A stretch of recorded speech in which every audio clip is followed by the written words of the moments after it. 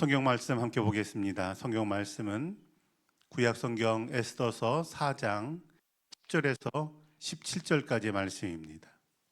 에스더서 4장 10절에서 17절까지의 말씀, 제가 한 절 읽고 여러분이 한 절 읽으시겠습니다.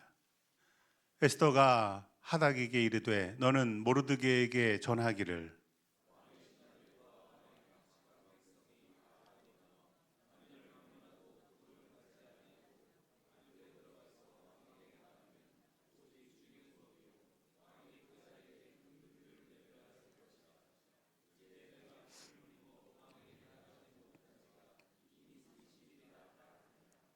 그가 에스더의 말을 모르드게에게 전하매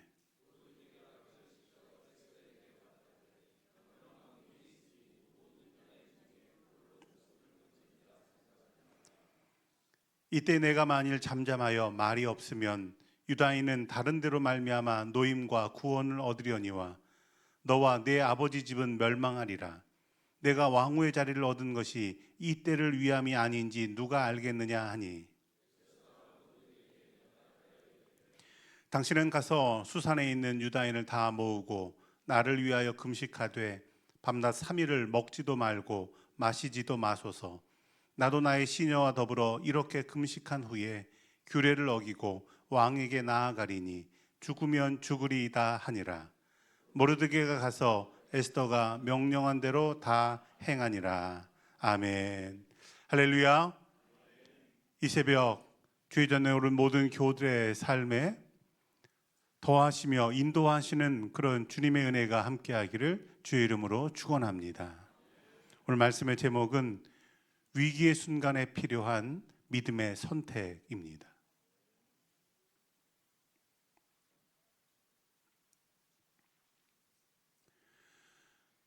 모르드게는 왕궁의 문을 지키는 일을 하고 있었습니다. 그런데 하루는 왕궁을 출입하던 하만이라고 하는 대신이 모르드게에게 자신에게 절하라고 그렇게 명령했습니다. 모르드게는 대답합니다. 나는 유대인입니다. 그래서 절할 수 없습니다. 이 말을 들은 하만은 모르드게를 괘씸히 여기고 모르드게를 죽여야 되겠다 생각할 뿐만 아니라 이 유대인 전체를 죽여야 되겠다라는 생각을 합니다. 그리고 왕의 허락까지도 받게 됩니다. 이런 위기 앞에서 모르드게는 사촌 동생인 에스더를 찾아옵니다. 그리고 이렇게 말합니다. 당신은 왕비니까 살겠지만 우리는 다 죽습니다. 당신이 왕비가 된 것이 이때를 위한 건 하나님의 계획이 아니겠습니까? 라는 것입니다. 그리고 이 말을 전해 들을 때 왕비는 갈등합니다. 왜냐하면 이 일은 아무리 왕비라고 해도 감당하기 어려운 일이었기 때문에 그렇습니다. 이때 모르드게는 어떤 선택을 해야 될까요? 심리학자들의 말에 따르면 인간의 삶을 구성하는 것 가운데 어떤 사실이 10%라고 한다면 그 사실에 대한 반응이 나머지 90%다라고 그렇게 말합니다. 즉 우리 삶에서 일어나는 일이 한 가지라면 그 한 가지에 대한 나의 삶의 태도와 반응이 9가지 반응이 결국 그 삶을 결정하게 된다는 것입니다. 그 한 가지 사실에 긍정적으로 9번 반응하면 그 일도 긍정적인 일이 되지만 그 한 가지 일에 9가지로 부정적으로 반응하면 그 일이 어떤 일이라 할지라도 결국 부정적인 일이 되고 만다라는 것입니다. 결국 그 반응이 우리 삶을 만들어 간다라는 것입니다. 따라서 성도에게 있어서도 사실 어떤 일이 있었는가라는 것보다 더 중요한 것은 우리가 어떻게 반응하고 선택하느냐 하는 것입니다. 모르드게와 이 에스더는 어떻게 반응하고 선택합니까? 오늘 우리의 삶에서 고난과 위기의 순간이 찾아올 때, 또 이해할 수 없는 일들을 만날 때 우리는 어떤 선택을 해야 되겠습니까? 오늘 말씀을 통해서 몇 가지로 은혜를 나누고 또한 기도의 제목으로 삼고자 합니다. 첫 번째로는 위기의 순간에 기도의 자리를 선택하라라는 것입니다. 하만이 자신과 온 유대인들을 죽일 계획을 세웠다라는 걸 알게 될 때 모르드게가 선택한 것은 기도하는 것이었습니다. 오늘 우리가 읽지는 않았지만 3절에 보면 유다인이 크게 애통하여 금식하여 하며 울며 부르짖고 굵은 베옷을 입고 제 누운 자가 무수하더라라는 것입니다. 하나님 앞에서 자신이 겪고 있는 이 슬픔을 토해내면서 금식하며 기도했다라는 것입니다. 금식이라고 하는 건 가장 간절한 기도의 모습 가운데 하나입니다. 금식한다라고 하는 건 하나님 앞에 부르짖으며 나아가는 것입니다. 그리고 모르드게에게 이 말을 전해 들었던 에스더는 또 어떻게 반응합니까? 16절 17절에 보면 이렇게 말을 전합니다. 당신은 수산에 있는 다 유대인들을 다 모으고 나를 위해서 금식하며 밤낮 3일 동안 먹지도 말고 마시지도 마십시오. 나도 내 시녀와 더불어 그렇게 하겠습니다. 구체적인 목표를 가지고 사흘 동안 금식하며 기도하라는 것입니다. 즉 이런 위기의 순간에 에스더 역시 기도를 선택했다라는 것입니다. 우리가 왜 이런 위기의 순간에 기도로 반응하고 선택해야 됩니까? 왜냐하면 모든 문제의 열쇠가 주님에게 있다라고 우리가 믿기 때문에 그렇습니다. 모든 사람들이 결정해도 주님 안 된다고 하시면 그 일이 되지 않고, 모든 이가 된다고 해도 또 주님 안 된다고 하시면 안 되기 때문에 그렇습니다. 사람의 마음을 움직이는 분도 주님이시고, 또 우리가 이 나라 민족을 위해서 기도하는 이유는 이 나라 민족의 미래도 하나님의 손에 달려 있다라고 우리가 믿기 때문에 그런 것입니다. 목회하면서 제일 어려울 때는 교우들이 고난당할 때입니다. 건강의 문제나 혹은 물질의 문제를 겪기도 하고, 또 믿었던 사람들에게 상처를 받고 시험에 드는 교우들도 보게 됩니다. 그런데 이런 어려움에서 다시 일어나는 교우들을 볼 때 얼마나 기쁘고 감사한지 모릅니다. 그리고 그런 교우들을 볼 때는 한 가지 공통점이 있습니다. 그건 그런 어려움 가운데에도 기도의 자리를 지켰다라는 것입니다. 문제가 해결되기도 하고 때로는 원하지 않는 결과를 받아들여야 될 때도 있습니다. 하지만 기도하는 교우들은 결국은 그 문제를 넘어서는 것을 보게 됩니다. 이처럼 기도는 우리를 살게 하는 하나님의 은혜의 자리다라는 것을 여러분 기억하시기 바랍니다. 문제가 아무리 커도 하나님보다 크지 않습니다. 하만이 꾸민 이 악한 흉계는 온 유다 백성들이 기도하도록, 또 영적으로 다시 회복되도록 이끄는 기회가 된다라는 것입니다. 삶에 문제가 있을 때 기도의 자리를 선택하고 기도하기를 멈추지 않는, 기도의 끈을 놓치지 않는 우리 교우들이 되기를 주의 이름으로 축원합니다.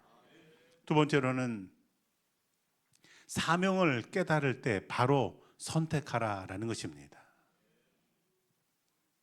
에스더는 자신의 민족이 죽게 되었다라고 하는 소식을 듣게 될 때 두 가지 선택을 할 수 있습니다. 하나는 잠잠히 있는 것입니다. 아무것도 안 하는 것입니다. 그러면 자신의 자리에 어떤 어려움도 없을 것입니다. 그리고 다른 하나의 선택이 있다면 왕비 자리가 위협받는다 할지라도 그 민족을 위해서 나서는 일인 것입니다. 당신 왕비라 할지라도 왕의 부름을 받지 않으면 왕에게 나아갈 수 없었습니다. 왕비라도 왕이 부르지 않았는데 나가면 죽을 수도 있습니다. 실제로 에스더 이전에 왕비였던 와스티라고 하는 사람이 있었습니다. 이 왕비가 폐위된 이유는 왕이 불렀는데 안 갔기 때문에 그렇습니다. 왕비도 왕이 부르면 나가고 왕이 부르지 않으면 갈 수 없었던 것이 당시의 법이라는 것입니다. 이런 어려움 가운데 왕비였던 에스더는 자신의 사명이 무엇인가를 깨닫게 됩니다. 고아였던 자신을 하나님께서 지금 왕비의 자리에 앉히신 것, 이것은 위기에 처한 이 민족을 구원하시기 위함이었다라는 것입니다. 자신 지금 왕비가 되어 있는데 왕비는 사명이 아니고 이 민족을 구원하는 것이 자신의 사명이고 왕비는 그것을 위해서 자신에게 준 자리다라고 생각한 것입니다. 구약에 요셉이라고 하는 사람이 있습니다. 그는 애굽의 총리가 됩니다. 역시 그에게도 마찬가지로 총리가 되는 것이 그의 사명이 아닙니다. 총리가 되어서 그가 감당했던 사명은 7년이라고 하는 흉년이 될 때 그 흉년으로부터 많은 사람들을 구해내고 뿐만 아니라 히브리인들을 애굽으로 이주시켜서 큰 민족을 만들게 하는 하나님의 그 계획에 쓰임받는 것, 그것이 요셉이 총리가 된 이유였다라는 것입니다.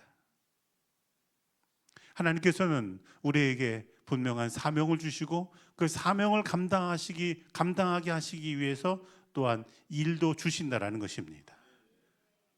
이것을 구분하고 내가 하는 일보다 사명이 더 중요하다는 사실을 깨닫는 교우들 되길 주의 이름으로 축원합니다. 하나님께서는 하나님의 계획을 위해서 반드시 사명자를 세우십니다. 그런데 때로는 어떤 사명자는 그 사명을 감당하지 않습니다. 이럴 때 하나님은 어떻게 하십니까? 성경을 보면 하나님께서는 다른 사람을 세우셔서 그 일을 감당하게 하신다라는 것입니다. 모르드게는 에스더에게 그래서 이렇게 말합니다. 14절에 보면 내가 만일 잠잠하여 말이 없으면 유다인은 다른 데로 말미암아 노임과 구원을 받으리라라는 것입니다.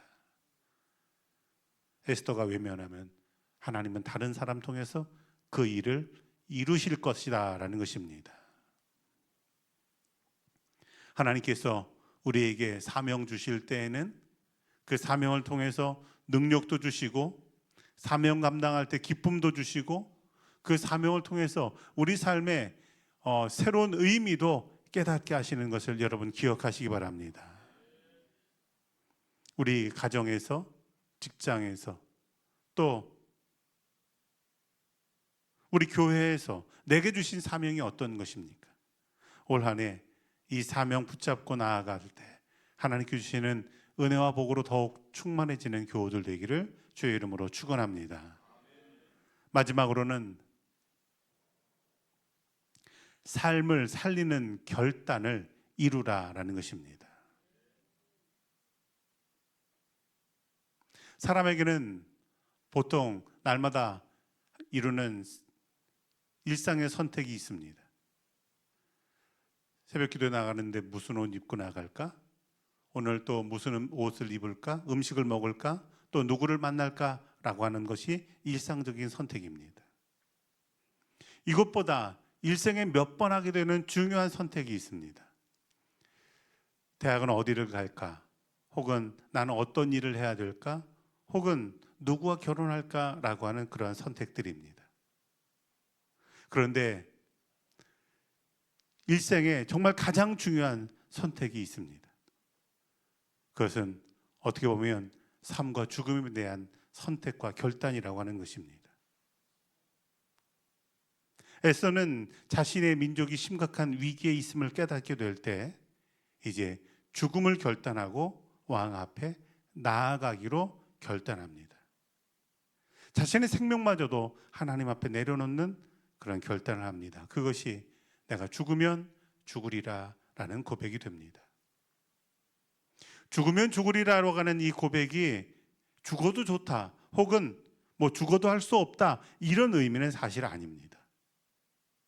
이후에 에스더서 5장을 보면 에스더가 자신의 민족을 위해서 얼마나 치열하게 기도하고 또 고민하고 그 일을 위해서 준비하는가를 볼 수 있습니다. 그걸 볼 때 에스더가 했던 나는 죽으면 죽으리라 라는 이 고백은 사실 나는 어떻게 해서든지 죽지 않도록, 유다인들이 죽지 않도록 만들겠다라고 하는 그런 고민으로 의미로 받아들일 수도 있습니다. 믿음으로 한 해를 시작할 때 우리 교우들에게 어떤 결단이 있습니까? 내가 부끄럽지 않은 믿음, 그리고 삶을 위해서 나쁜 습관이 있다면, 관계가 있다면 끊어내는 결단을 이루시길 바랍니다. 이때 이 결단이 어떻게든 살게 하도록 하기 위해서 내가 죽으면 죽으리라고 하는 결단이 되는 것입니다. 우리 삶의 어두운 때를 지날 때 그때 필요한 결단이 있으면 정말 죽으면 죽으리라고 하는 결단입니다. 그 마음 가지고 내 삶을 바꾸려고 노력하게 될 때, 또 하나님께 매달리게 될 때 그 죽으면 죽으리라는 결단은 결국은 삶을 살게 하는 선택이 되는 줄로 믿습니다. 올 한해도 믿음으로 나아갈 때 내 삶을 이루고 내 삶을 세우고 또 다른 사람들을 복되게 하는 이런 믿음의 결단과 선택을 이루는 교우들이 되기를 주의 이름으로 축원합니다. 함께 기도하겠습니다. 참 좋으신 아버지 하나님 감사합니다. 하나님 도우시고 인도하셔서 우리에게 새로운 한 해를 더하여 주시니 감사합니다. 삶에서 수많은 선택과 결단을 이루어 나갈 때마다 하나님께서 기뻐하시는 길로 나아가도록 우리에게 지혜를 더하여 주시옵소서. 아버지 하나님, 이 일을 통해서 하나님을 영광스럽게 하며 사람들을 복되게 하며 내 자신의 삶을 아름답게 갖고 가는 일들이 되게 하여 주시옵소서. 아버지 하나님, 능력이 부족할 때마다 기도의 자리로 나아가게 하시고 기도할 때마다 위로부터 내려주시는 하나님의 능력을 힘입는 우리가 되게 하여 주시옵소서. 감사드리며 예수 그리스도의 이름으로 기도드리옵나이다. 아멘. 하늘에 계신 우리 아버지여, 이름이 거룩히 여김을 받으시오며 나라가 임하시오며 뜻이 하늘에서 이루어진 것 같이 땅에서도 이루어지이다. 오늘 우리에게 일용할 양식을 주시옵고 우리가 우리에게 죄 지은 자를 사하여 준 것 같이 우리 죄를 사하여 주시옵고 우리를 시험에 들게 하지 마시옵고 다만 악에서 구하시옵소서. 나라와 권세와 영광이 아버지께 영원히 있사옵나이다. 아멘. 도와주셔야